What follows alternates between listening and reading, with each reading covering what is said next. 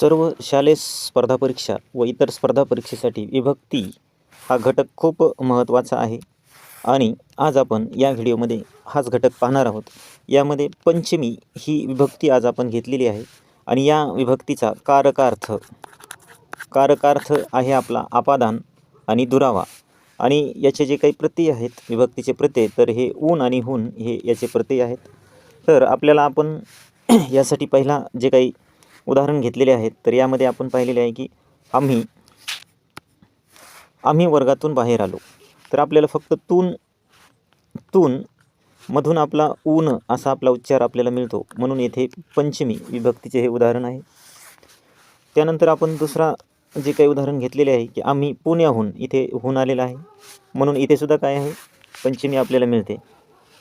त्यानंतर आई मंदिरातून, तून म्हणजेच ऊन आपल्याला हे मिळते, म्हणजे इथे सुद्धा आपली पंचमी विभक्ती आपल्याला इथे मिळते. त्यानंतर आपलं चौथं उदाहरण आहे शेतातून, इथे सुद्धा ऊनच. 5 नंबरमध्ये मुख्यमंत्री मुंबईहून, हून हे प्रत्यय लागलेले आहे. त्याच्यानंतर रावणाहून आणि 7 मध्ये चोराने घरातून पळ काढला. तर फक्त आपल्याला काय करायचे आहे की इथे ऊन आणि हून हे 2 जर प्रत्यय असतील तर निश्चितच ते उदाहरण पंचमी या विभक्तीचे असते. ओळखण्यासाठी खूप सोपे आहे. तर अशाच पद्धतीने आपल्याला हे ऊन आणि हून जर असेल तर हा प्रश्न पंचमी विभक्तीचा असतो. एकदम सोप्या पद्धतीने हे लक्षात आपल्या येते.